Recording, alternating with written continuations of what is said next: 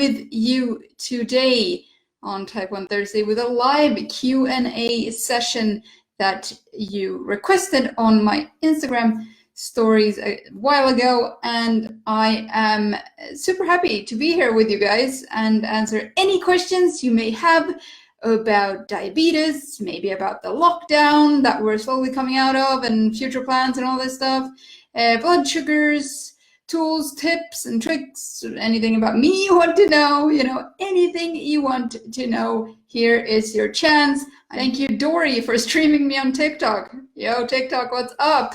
I'm a complete newbie, so any TikTok tips, send them to me too, because I have no idea what I'm doing. Dory has a great page, by the way, that she just showed me. It's TikTok for old people on Instagram.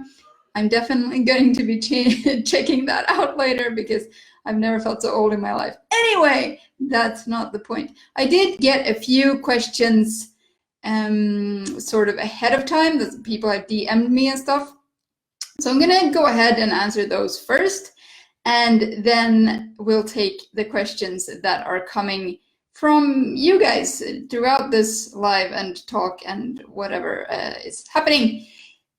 Anyway, the number one question that I seem to be getting lately is, do you find the way that you've chosen to eat, so your diet, I really don't like the word diet, I say that all the time, but I really don't, but do you find the way that you've chosen to eat restrictive?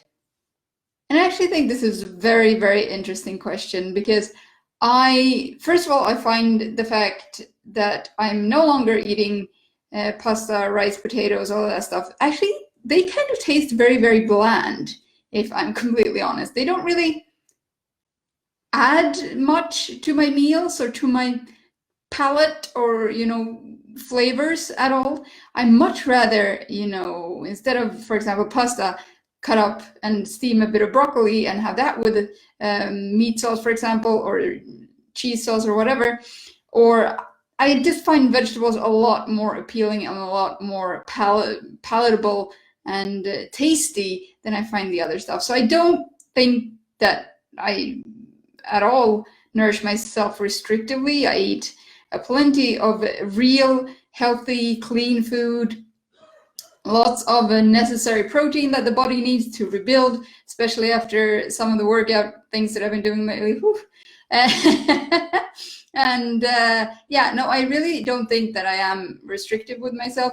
I know that I won't feel fantastic like 3 seconds after eating a piece of cake or eating, milk chocolate and stuff like that. So for me, it's not really worth it. Like the way I think about food and nutrition is that it should strengthen me and it should help me and it should sort of make me a healthier human being. And I don't feel that carbohydrates, not all of them clearly, because I still eat vegetables and stuff, but just very carb heavy things like pasta, rice, potatoes, cakes, chocolate, stuff like that, doesn't really add anything to my health.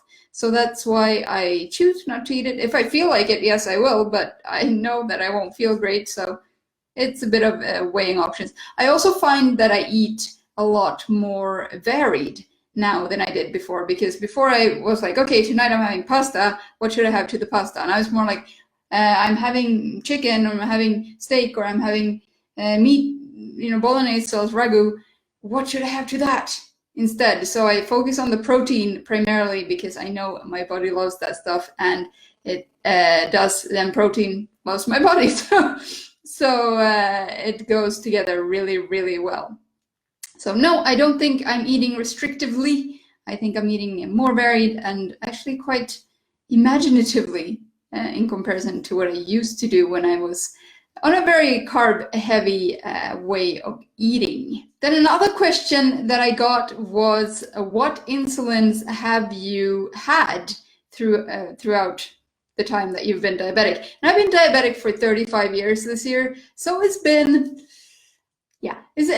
a few types of insulin that I've gone through, and because this is my own life, I get to say all the brand names that I want, and I've gone anything from like protofane to Humulin to Actrapid to Levemir to Lantus to Humalog to Novorapid, which I have, or Novolog that I have now, and all of these things have happily helped me, or actually kept me alive in different forms, both in injections, first with syringes, then with pens, and then for the past like 7 years, I think now, I've been on 2 different pumps. And so, not simultaneously, but after each other. And so there is a lot of, yeah, there's different ways of dealing with it. There's different ways. The main point is really that you find a way that works for you, and that you reach the goals that you set for yourself. Normal, healthy, happy blood sugars, healing blood sugars that I think every single diabetic deserves to have. But yes, there have been different types of insulin to try to help me achieve those things. Not many of them have. And then I realize now it wasn't at all due to the insulin being anything wrong with it. It was due to other things. But yes, I've had very many different types of insulin. I'm sure I've forgotten masses of them as well. And another question that I got was, how well do you think you manage your diabetes? And for the first time in like 35 years, I think I'm happy to say pretty darn well. Like, I'm pretty happy with my management at this point of time. Of course, I have shit days too. It's not a question about it. I have really bad days sometimes, but I also have really, really good ones. And the good days actually so far outnumber the bad ones. So I am happy to, manage it the way that I do right now. On a scale from 1 to 10, I would say I'm maybe 8. 8, there are definitely things that I could handle better and that I have to keep a little bit more in mind for the future. But then again, diabetes, just like our bodies and our lives, it's a constantly changing thing. It's like having a bit of a, extra person within your body. And that's why you have to be very on your toes, or diabetes keeps you very much on your toes, and keeps stuff interesting for sure. So I think I'm managing quite well, but of course there's always things that you can improve and you can work on, but I'm pretty happy at this point of time. I also got another question, which was, what is the hardest part of being diabetic? And the second part of that question is, what is the best part? Well, the hardest part for me is definitely the uncertainty. And everything is so uncertain the whole time. As I said, it really keeps you on your toes. You'd never know about the future. Will I, even if you manage to manage your diabetes really, really well, that's not 100%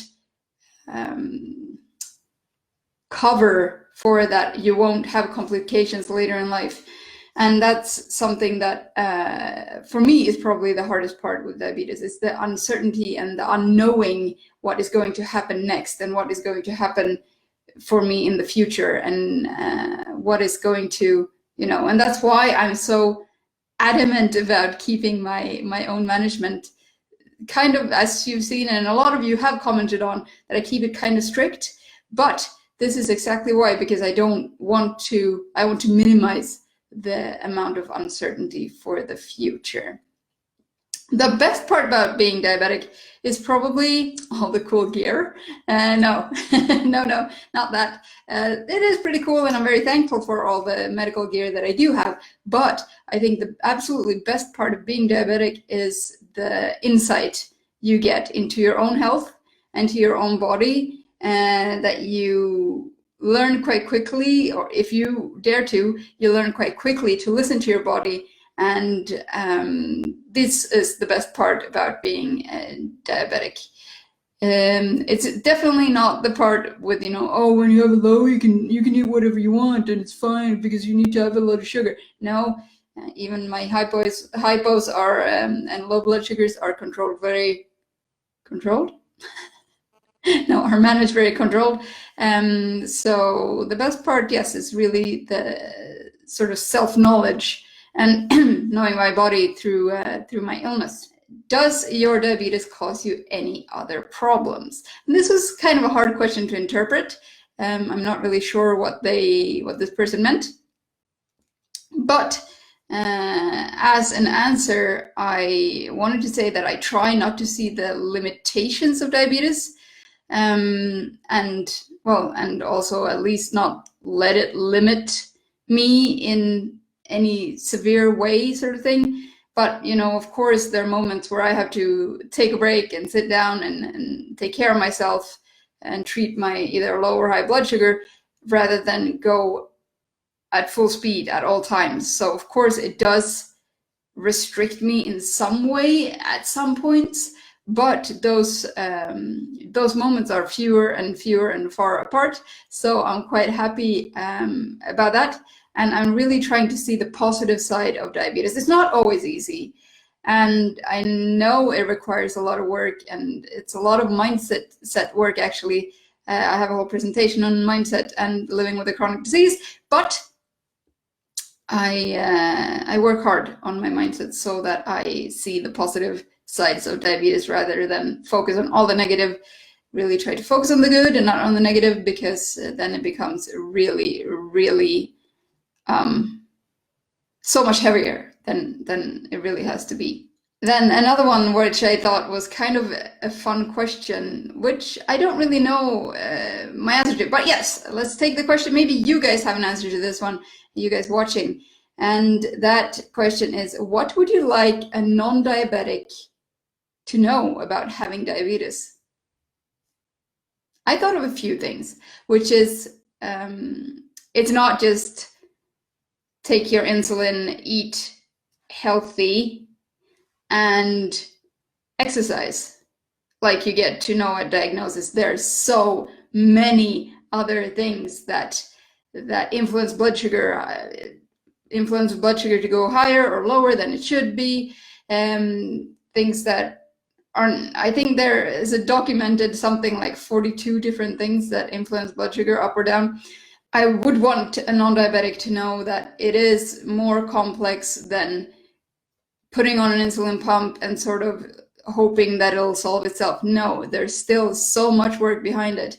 And it is a full-time scientific discovery session, and you are your N=1 experiment at all times, because things are always changing and you have to change with them. So a non-diabetic to know about having diabetes is that it's not as easy as we maybe shine it off as being, and we try very hard to disguise the hard parts sometimes. What would you tell someone who has just been diagnosed with diabetes? And this one is very good, because after 35 years, I want to say I've learned a few things and that I've maybe gotten a few aces up my sleeve, and maybe I have a little bit of insight. Of course, I'm still learning. The Hanna diabetes expert is really just a provocation so that I get reactions. No, but really, you're never a full expert on, you always keep learning. So top 3 things I would tell someone who's just been diagnosed with diabetes is, first of all, take a deep breath. I know that this stuff is super, super, super overwhelming, and it's not going to get easier, but I wouldn't tell them that part. I would just say, take a deep breath. I know it's overwhelming. Number 2 is, your doctor may not have all the answers. You need to know, and you need to find out what works the best for your body in your situation with what you have available to you. So don't listen or don't trust what your doctor tells you blindly, because it doesn't. Diabetes is such an individual disease, an illness and condition, depending on what you want to call it, that it can't go with, okay, it's exercise, insulin, and food. There's so much more, like I mentioned, and you have to find out what works for you. And I mean, by all means, draw inspiration from all of us in the diabetic online community, sharing our lives with diabetes, but don't follow anyone one-on-one, like one-to-one, because it may not all of that may work for you. And number 3 of my newly diagnosed tips is, keep at it. It does take time, but when you do find what works for you in your individual case, It is so amazingly worth it. That is what I would tell a newly diagnosed person with diabetes. Who do you get support from? And who treats you? I'm guessing this is in terms of diabetes. So I actually have a whole team of teams when it comes to diabetes for myself. First, number one priority team is Team Hanna, this wonderful team, which it consists of me and my body, my mind, and my soul and my heart sort of thing. It's a full holistic program going on here, and that's the first team that I am involved in when it comes to diabetes. Secondly, are the people who are close to me, friends, family, and definitely my husband. Poor guy gets to take a lot of the slack, and I don't think I credit him enough for that. So now I do it openly on the internet. Great. And then thirdly, I have a whole dream team of medical staff that I've selected very, very carefully. If someone isn't on that team with the primarily to help me and get me forward and to help me achieve my goals, then they're out and they're swapped out. I'm not even kidding, and that I've kicked off a couple of professors of my team because they just weren't aligned with what I needed to achieve and what I need to achieve. So basically, I see this as a round table of people. You as a patient, or I as a patient, sit at the top of it, and then around me I have things like an endocrinologist, I have a diabetic nurse, I have a diabetic educator, I have an ophthalmologist, I have a podiatrist, I have dermatologist, all of these people, psychologists actually nowadays too, and all these people make up my medical dream team. And that can help me achieve the goals that I want to. They are happy to either give me free reign of what I do, or they are happy to support me on my journey. And that is super, super important, because if you don't only have to work against the diabetes, you also have to work against your medical team, and that is not worth it. That takes way too much energy, and it's very, very exhausting. And then I have to say, another team that I'm very, very happy and grateful that I get to be part of when it comes to support is the fantastic diabetic online community. I love this place, and I love all the people in it, because it becomes like a mini therapy session.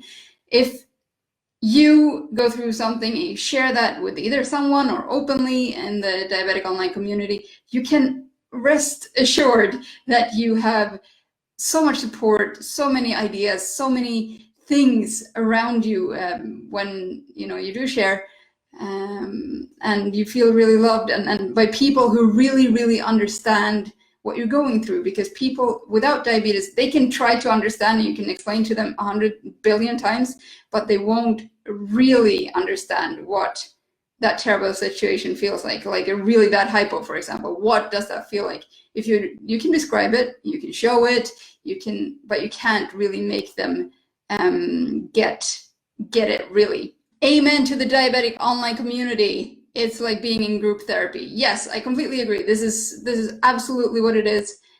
We support each other, we cheer each other on, we send blue hearts, because that is the symbol for diabetes apparently.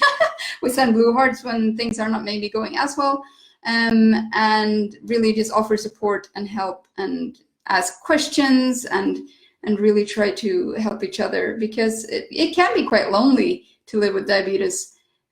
So yeah, that was a fantastic point. Thanks for sharing, me. Have you got any tips for keeping teens interested in their care? Oof. I wish I could say yes. I wish I could say yes, that I do have a fantastic, ace up my sleeve for keeping teens interested, but I don't, and I failed in my own case. When I was a teenager, most of my teenage years, I actually ignored my diabetes completely, which was not great. It landed me in many, many sticky situations, everything from a row of bad diabetic ketoacidosis, and also low hypoglycemia, so low that they would have to pick me up in an ambulance. I think it is important for people who care for teens with diabetes, though, to show that it is okay to have all of these feelings, not to put more pressure, because living with diabetes alone is a freaking huge pressure. So don't add more pressure onto them. Be there for them. Discuss how you can help them in taking better care of themselves. How do they see your role? What do they need you to do? Do they want you to nag them about testing their blood sugars? I don't think many will say yes, but that could be one of the things that maybe that works for them. Maybe they need that sort of push. And also show them just so much love. Don't try not to be agitated, try not to fight with them, although I know and I can imagine it is exactly all that you want to do. But try to be very compassionate, because it is a terrible time with all the hormones that keeps effing everything up in terms of insulin needs, blood sugars, all of that stuff. Really compassion and love, and ask them how you can help, how you can be a fellow adult in their diabetes management.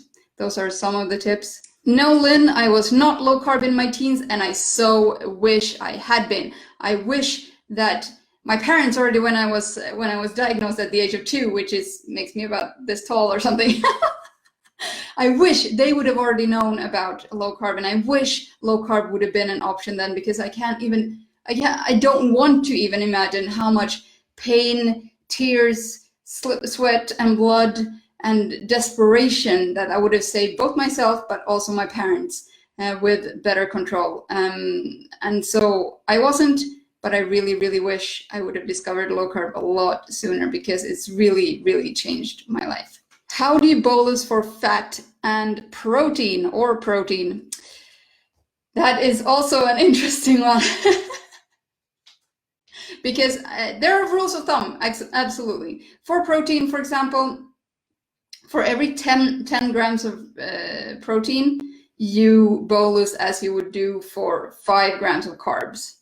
So basically, if you eat 100 grams of steak, easy example, that means 20% of meat is basically protein. So in 100 grams of steak, there is about 20 grams of protein that will hit later in your bloodstream.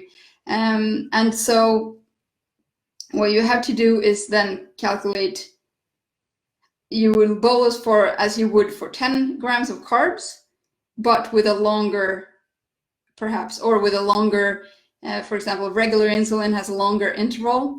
Or you can do it if you have a pump, you do it quite easily. And yeah, there are some tricks. Now I've gotten to the point where I can look at it at my plate and be like, okay, this plate with the carbs and the protein and the fat needs this much approximately. Especially if I bear in mind what my blood sugar is right now, where I'm trending on my CGM, all of that stuff comes into the equation, and I can sort of usually guesstimate how much insulin that requires, because it is a learning curve. Even if you do remove most of the carbs, it's still a learning curve of how well or how you can manage your blood sugar well anyway. When and why did you start coming back to caring better for yourself after dodgy teens? Well, I was hugely motivated by my then boyfriend, now husband. We were starting to plan our future together. And I didn't want to feel as crap and as shit as I did when we met. I didn't want to have that insecurity about diabetes as I did when we met. And then I started thinking about what I wanted for myself in the future, how I wanted my career to look, what I wanted to do with my life, what I wanted to achieve with my life. And that somehow didn't correlate with what I was currently doing to and with myself, to my health. And that's when I started taking care of myself again. It wasn't easy. I still had very many ups and downs and such scary lows that I didn't know what to do, and such scary highs that I was afraid that I would die still after trying to take care of myself again. But all those insecurities, I have to say, it sounds like I'm some preacher, but but it really, all those insecurities and all those the scariest parts of diabetes have really disappeared after cutting away the unnecessary sugar that I was eating. Are you using a slower insulin than NovoRapid for protein and fat? No, I am not. I'm only using NovoRapid in my pump. I sometimes use different settings on my pump, so like a prolonged bolus or like a split bolus or something like that. But it's completely doable to do just with NovoRapid. In my opinion, you don't have to use regular insulin or our insulin in the States. I don't think you have to. It is absolutely up to everyone and in discussion with their doctor. But for me, it works the absolute best to either take 2 smaller doses. So one when I start eating to cover the carbs and the beginning of the protein, and then take again a couple hours later when the protein and the fat hits.